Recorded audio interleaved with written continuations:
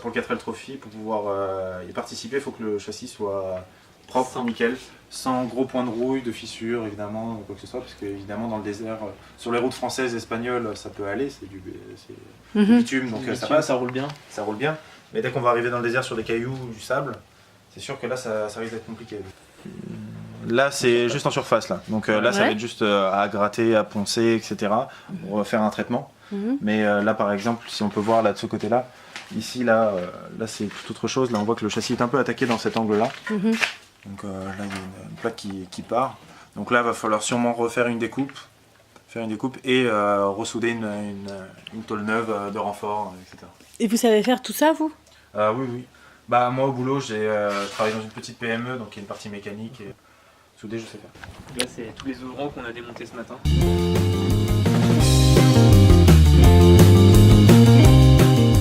Porte-avant, porte-arrière, porte-top.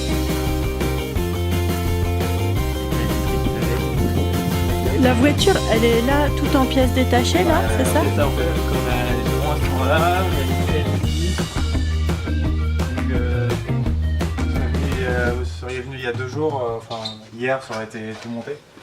Mais Ah, hier elle était toute montée et là vous l'avez redémontée. pas toute montée, il y avait des parties qui manquaient, mais là on va avoir le bloc moteur ici, avec la boîte de vitesse, le châssis principal ici, et là toute la caisse, donc c'est toute la partie supérieure. Bon, là ça ressemble un petit peu à une voiture. Voilà, donc là c'est...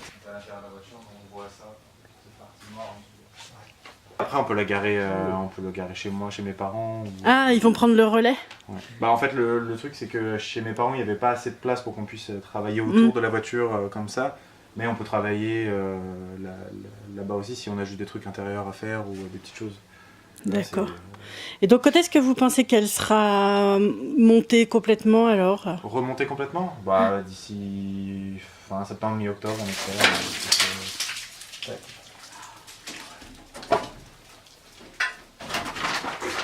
Non, évidemment, moi c'est une clé.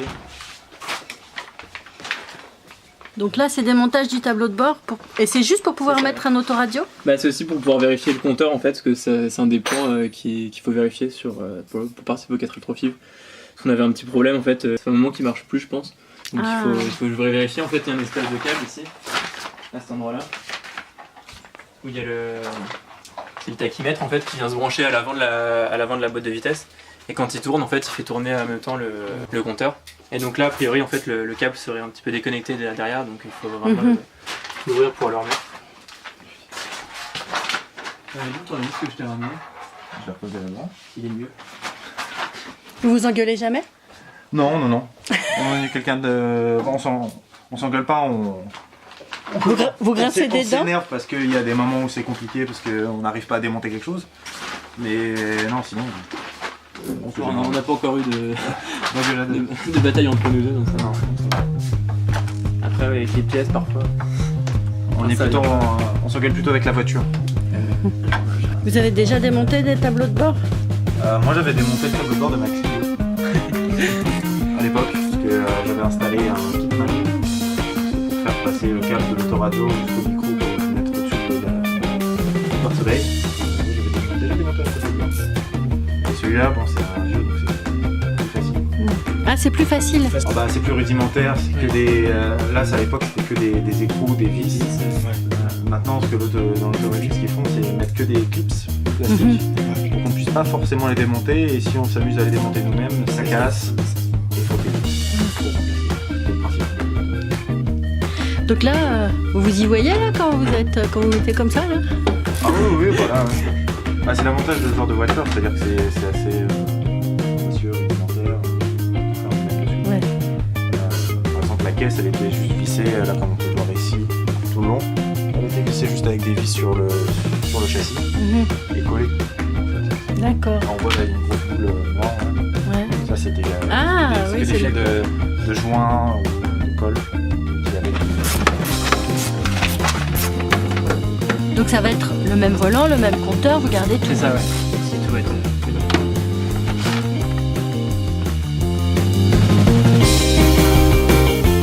Donc là, vous aurez la montagne de la classe. Ah, ça, ouais.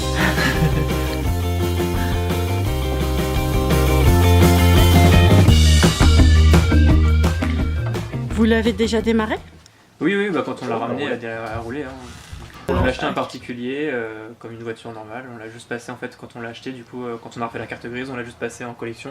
Parce que c'est pour les véhicules de plus de 30 ans, ça. C'est ça, ouais. Donc là, on a profité de ça permet d'avoir quelques avantages. D'accord. Et donc vous avez été la chercher où? À Draveil, dans le 91, dans le sud Essonne. Il y a 3 ans, j'avais pensé à le faire quand j'étais en BTS, mais je n'avais pas trouvé de personnes qui voulaient le faire avec moi. De partenaires? De partenaires, oui, dans ma classe. Et puis cette année, je l'ai relancé là-dessus. Donc comme c'était quelque chose qui nous intéressait tous les deux à faire, bah, on s'est dit, on se lance ensemble, on fait ça. Et alors, pourquoi ça vous intéressait? Dans un premier temps, il y avait le côté humanitaire. Donc d'aider les enfants au Maroc en leur apportant des fournitures scolaires. Ça c'est l'objectif principal en fait de la mission 4 Trophy. Ouais. Après il y a aussi tout ce côté mécanique qui nous intéressait pour pouvoir reprendre un petit peu, enfin commencer à apprendre des choses sur la mécanique générale. Nous ça correspond à notre cursus scolaire, donc c'était quelque chose aussi d'intéressant de pouvoir faire. Donc on est côté ingénieur, donc ça va pas être un métier qui est forcément très manuel, pas comme mécanicien. Là c'est quelque chose qui nous permet de mettre les mains dans la pâte et puis c'est quelque chose d'intéressant et puis qui correspond à notre corps de métier, comme Guillaume déjà travaille dans une société automobile. Le principe en fait c'est qu'on doit ramener du coup des affaires scolaires et donc des affaires sportives aussi maintenant. Ah oui? C'est quelque chose qui est récent, ouais. Parce que comme ils arrivent maintenant à construire des écoles grâce aux dons qui sont apportés, et ils ont besoin de fournitures sportives pour qu'il puisse y avoir des cours de sport. Donc ça peut être des chasubles, des sifflets, des choses comme ça pour pouvoir faire des cours de sport. Et puis là, depuis maintenant quelques années, le 4L Trophy s'associe avec la Croix-Rouge pour tout ce qui est dons alimentaires. Donc maintenant, à chaque départ de 4L Trophy, donc au village départ, on doit apporter un certain nombre de kilos de denrées alimentaires en conserve par exemple. Donc, en plus des dons en fournitures scolaires qu'on apporte aux enfants au Maroc, on fait aussi des dons. Donc vous l'avez acheté combien cette voiture? On l'a acheté 890 €. Ça vous semble correct? C'est bien pour l'état où elle était, c'est un bon prix sur... Après, il faut savoir qu'il y a beaucoup de demandes quand même sur les 4L maintenant. Il commence à y en avoir de moins en moins et il y a toujours un peu de demande, donc les prix restent assez élevés. Et une fois que vous aurez fini le raid, vous allez la garder? Vous pensez faire quoi? On va bien la garder. Moi je la garde. Ouais. C'est sûr. Je garde avec Guillaume. Après, si lui il veut récupérer son investissement, etc., il n'y a pas de souci, mais c'est. Et donc après, c'est mon avis, le but c'est qu'on la garde quand même, c'est toujours sympa. On a quand même une belle voiture après. Donc, quels seront les heureux parents qui gagneront la voiture dans le garage? Dans le garage, bon, ça va être sur le coup de 2 semaines ou un mois, je sais pas, on s'arrangera. La garde partagée. Voilà, c'est ça. Après, quand elle sera refaite, elle pourra dormir, pas trop, mais peut-être sous bâche dehors. Mais... Ouais. C'est vrai que là c'est une voiture qui n'a pas été retapée comme on vient de le faire, elle a plus de 30 ans. Et puis surtout là-dessus on n'a pas d'appui-tête. Et moi je veux pas conduire une voiture comme ça sans appui-tête. Un choc n'importe quoi, c'est du lapin. Coup du lapin, c'est... À moins de trouver des sièges de 4L plus récents avec appui-tête. Ça existe? Non, nous on en a déjà 2 pour l'instant, donc qui sont CG, donc une société d'électricité générale, donc dans le sud Essonne, et une entreprise qui s'appelle Motorop qui fabrique tout ce qui est filtre général pour des moteurs industriels. Donc lui, il participe financièrement et par le biais, il nous fournit un préfiltre cyclonique. Qui vient se monter en haut, là je l'ai là. Qui permet donc en plaçant à l'extérieur d'avoir une prise d'air pour le moteur qui permet de en fait ici il y a le sable qui va venir sortir. Il y a un système d'hélice avec le vent en fait qui fait que quand ça tourne, il y a le sable qui est éjecté à l'extérieur. D'accord. Ça protège le moteur. Ça permet en fait d'avoir une air qui est plus pure parce qu'il n'y a plus le sable dedans quoi. C'est-à-dire que le moteur déjà il a déjà son filtre à air, donc comme on a sur toutes les voitures, filtre rond, etc., qu'on met dedans. Mais si quand on va se balader dans le désert avec toute la poussière, le sable, etc., ça va l'encrasser beaucoup plus vite. Et si ça l'encrasse, après le moteur risque d'étouffer, de chauffer, etc.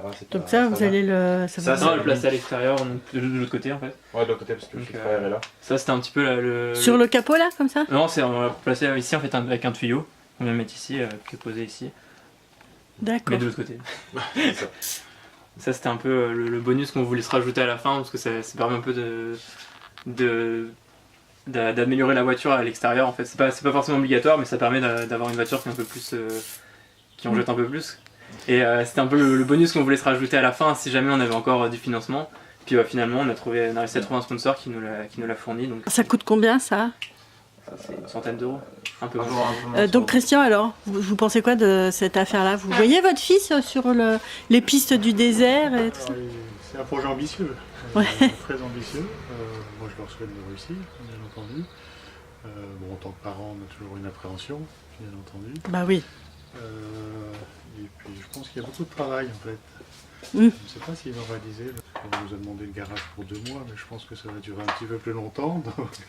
Donc vous êtes prêt à prêter votre garage pour un peu plus longtemps? De toute façon, Un engagement. dans l'état où sont les voitures, où est la voiture, c'est difficile de faire autrement maintenant, de faire marche arrière. Donc, 2 semaines. Mais la préparation, c'est 1 an. Et vous les aidez financièrement? Vous avez dit vous débrouiller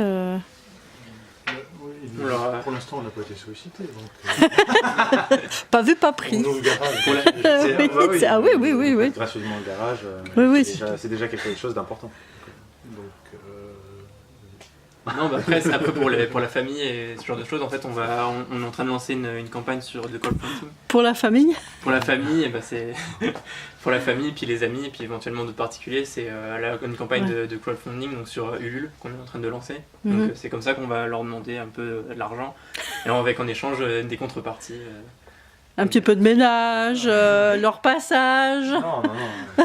Ça, bah, normalement, on doit le faire tout le temps. j'ai noté. J'ai quelques à tailler.